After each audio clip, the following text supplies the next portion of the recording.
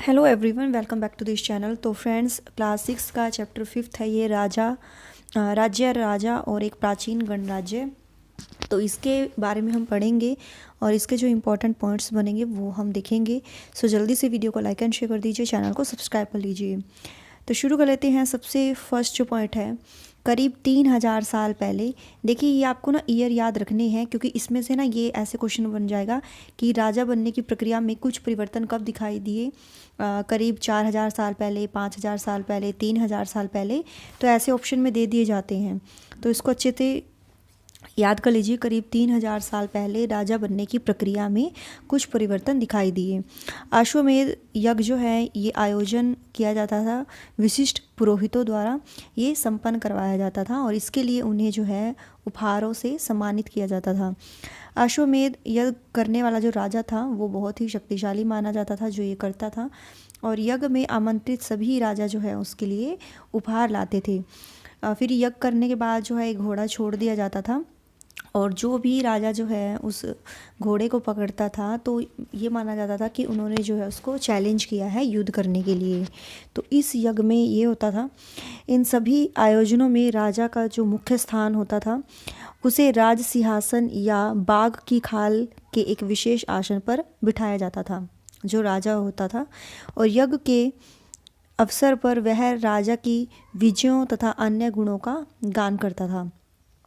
राजा के सगी संबंधी जो है, खासकर उसकी जो रानियां हैं तथा पुत्रों को भी कई छोटे छोटे अनुष्ठान करने होते थे।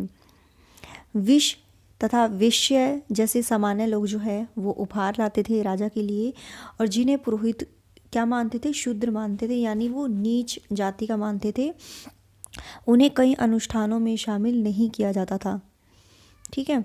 उत्तर भारत में यानी नॉर्थ इंडिया में खासकर गंगा यमुना क्षेत्र में कई ग्रंथ रचे गए। ऋग्वेद के बाद रचे होने के कारण जो है ये उत्तरवेदी ग्रंथ कहे जाते हैं। जो ऋग्वेद के बाद रचे गए ग्रंथ हैं उनको किस नाम से जाना जाता है? उत्तरवेदिक ग्रंथ। इन ग्रंथों में विभिन्न प्रकार के अनुष्ठान, संपादन की विधियाँ, यानी किस तरीके से यज्ञ करना है, उनको किस तरीके से विधियाँ क्या क्या हैं, मंत्र और सामाजिक नियमों के बारे में बताया गया। समाज में कई समूह थे जिनमें पुरोहित यानी जो यज्ञ आदि करवाते थे, योद्धा जो युद्ध करते थे, कृषक यानी कृषि करते थे, पशुपालक पशुओं को पालते थे, व्यापारी, शिल्पकार, श्रमिक, मछली पकड़ने वाले तथा जंगल में रहने वाले लोग शामिल थे। कुछ कृषक, व्यापारी, धनवानी, पशुपालक, शिल्पकार, श्रमिक, मछली पकड़ने वाले शिकारी तथा भोजन संग्राहक निर्धन थे। 4 वर्ण बताए गए हैं। पहला वर्ण जो है ब्राह्मण का था। आपको पता है 4 वर्ण बताए गए हैं वर्णों के आधार पर। पहला वर्ण ब्राह्मण का, जिनसे वेदों का अध्ययन, अध्यापन और उनका कार्य होता था यज्ञ करना, जिनके लिए उन्हें उपहार मिलता था। दूसरा स्थान शासकों का था, जिन्हें क्षत्रिय कहा जाता था, यानी वो युद्ध करते थे और लोगों की रक्षा करते थे। वैश्य यानी ये कृषक होते थे, पशुपालक और व्यापारी। क्षत्रिय जो है, वैश्य दोनों को ही यज्ञ करने का अधिकार प्राप्त था। जो वैश्य और जो क्षत्रिय थे वो यज्ञ कर सकते थे, यानी यज्ञ करने का अधिकार उनको प्राप्त था। वर्णों में अंतिम स्थान आता है शूद्र का, यानी वो नीच जाति मानी जाती है। इसका काम होता है तीनों की सेवा करना, तीनों वर्णों की, यानी ब्राह्मण, क्षत्रिय और वैश्य की। इन्हें अनुष्ठान करने का अधिकार नहीं था। प्राय औरतों को भी शूद्रों के समान माना गया। महिलाओं तथा शूद्रों को भी वेदों के अध्ययन करने का अधिकार नहीं था। अब हम पढ़ते हैं महाजनपद के बारे में। 2500 साल पहले कुछ जनपद अधिक महत्वपूर्ण हो गए। इन्हें महाजनपद कहा जाने लगा। इनकी राजधानियों में किलेबंदी की गई, यानी इनकी राजधानियों में किलेबंदी की गई और इनके चारों तरफ जो है लकड़ी, ईंट या पत्थर की ऊंची दीवारें बनाई गई थी। कर यानी टैक्स। महाजनपद के राजा जो है विशाल किले बनवाते थे महाजनपदों के, और बड़ी सेना रखते थे, इसीलिए इन्हें जो है प्रचुर संसाधन यानी रिसोर्सेज की आवश्यकता होती थी। इसके लिए उन्हें कर्मचारियों की भी आवश्यकता होती थी। महाजनपदों के राजा जो हैं लोगों द्वारा समय पर लाए गए उपहारों पर निर्भर न रहकर अब नियमित रूप से कर वसूलने लगे। लेकिन महाजनपदों के राजा जो है, जो लोग उनको उपहार देते थे, उनकी बजाय अब वो क्या करने लगे, कर वसूलने लगे। जैसे कृषि जो खेती करेगा तो उसका जैसे अब के टाइम में 15%, जैसे जब के टाइम में जो भी टैक्स होता था वो उनसे लेते थे। कृषि के क्षेत्र में परिवर्तन आए। हल के फाल जो है अब लोहे के बनने लगे। पहले क्या होता था, कृषि करने के लिए लकड़ी के होते थे, लेकिन अब लोहे के बनने लगे। कठोर जमीन को लकड़ी की तुलना लोहे के फाल से आसानी से जोता जाता था, क्योंकि लकड़ी से तो वो जुताई होती नहीं थी। तो अब लोहे के फाल जो है वो आए। लोगों ने धान के पौधों का रोपण शुरू किया, अर्थात खेतों में बीज छिड़क कर धान उपजाने के बजाय धान की पौध तैयार करने कर उनका जो है रोपण शुरू किया। पैदावार जो है ज़्यादा होने लगी। ये लोग जो है ज़्यादातर दास दासी तथा भूमिहीन खेतीहर मजदूर करते थे। ये जो काम थे ना, जो राजा के दास दासी और जिनके पास भूमि नहीं होती थी, भूमिहीन खेतीहर मजदूर करते थे। लगभग 200 सालों के भीतर जो है मगध सबसे महत्वपूर्ण जनपद बन गया। गंगा और सोन जैसी नदियाँ जो है मगध से होकर बहती थी। मगध का एक हिस्सा जो है जंगलों से भरा था। इन जंगलों में रहने वाले हाथियों को पकड़कर उन्हें प्रशिक्षित कर सेना के काम में लगाया जाता था। यही नहीं, जंगलों से घर, गाड़ियाँ, रथ बनाने के लिए लकड़ी मिलती थी।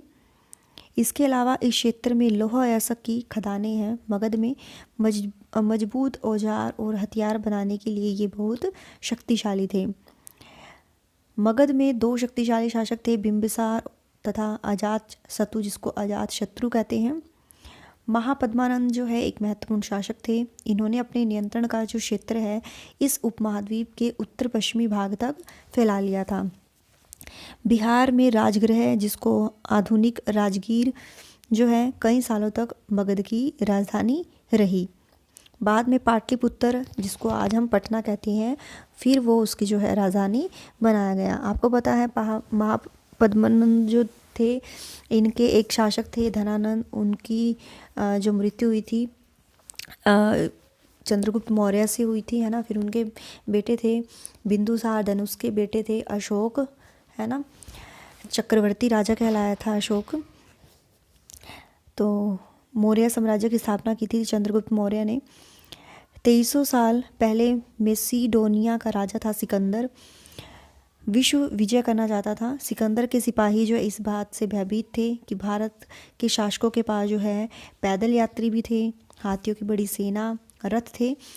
मगध के नज़दीक जो है विज्य राज्य था, जिसकी राजधानी वैशाली यानी आज के टाइम में बिहार है। यह एक अलग किस्म की शासन व्यवस्था थी जिसे गण या संघ कहते थे। मगध के बारे में बताया गया है। इस गण में कई शासक होते थे। कभी कभी लोग एक साथ शासन करते थे, जिसमें प्रत्येक व्यक्ति राजा कहलाता था। और ये सभी राजा जो हैं विभिन्न अनुष्ठानों को एक साथ संपन्न करते थे। सभाओं में बैठकर जो है ये बातचीत, बहस, डिस्कशन करते थे, वाद विवाद करते थे और तय करते थे कि कैसे करना है, क्या करना है ना। जैसे पीएम बैठक बुलाते हैं ना सभी की, सभी उसमें इंक्लूड होते हैं देश को लेकर। ऐसे ही इस सभा में बैठकर ये बातचीत, बहस, वाद विवाद करते थे कि क्या करना है, किस तरह से करना है, शत्रुओं के आक्रमण जो हो रहे हैं उनसे निपटने के लिए क्या करना है, मिलकर चर्चाएं करते थे। और इसमें जो स्त्रियां, दास और कमकार यानी इन सभाओं में हिस्सा नहीं ले सकते थे। अगला पॉइंट है वज्र संघ का। यह वर्णन दीघ निकाय से लिया गया। दीघ निकाय एक प्रसिद्ध बौद्ध ग्रंथ है जिसमें बौद्ध यानी महात्मा बुद्ध के कई व्याख्यान दिए गए। इन्हें करीब 2300 साल पहले लिखा गया था। कई शक्तिशाली राजा इन संघों को जीतना चाहते थे। इसके बावजूद उनका राज्य अब से लगभग 1500 साल पहले तक चलता रहा। 2500 साल पहले एथेंस के लोगों ने एक शासन व्यवस्था की स्थापना की जिसे प्रजातंत्र या गणतंत्र कहते हैं। यह व्यवस्था 200 साल तक चली। 30 साल से ऊपर के सभी पुरुषों को पूर्ण नागरिकता प्राप्त थी। इनकी सभा में महत्वपूर्ण विषयों पर निर्णय के लिए साल भर में कम से कम 40 बार ये सभा बुलाई जाती थी। और शासन के कई पदों पर नियुक्तियां लॉटरियां द्वारा जो है की जाती थी। नियुक्ति सभी नागरिकों को सेना और नौसेना में अपनी सेवाएं देनी होती थी। औरतों को नागरिकों का दर्जा नहीं मिलता था। व्यापारियों तथा शिल्पकारों के रथ रूप में एथेंस के रहने और काम करने वाले बहुत से विदेशियों को भी नागरिक अधिकार नहीं मिले थे। और एथेंस में खदानों, खेतों, घरों और कार्यशालाओं में काम कर रहे दासों को भी नागरिक अधिकार नहीं मिले थे। तो ये इस चैप्टर में बताया गया था एक गणराज्य के बारे में, राज्य कैसा था, राजा कैसा था वहाँ का। I hope you like this video. If you like this video, so please do like, share and subscribe my YouTube channel. Till then, bye bye.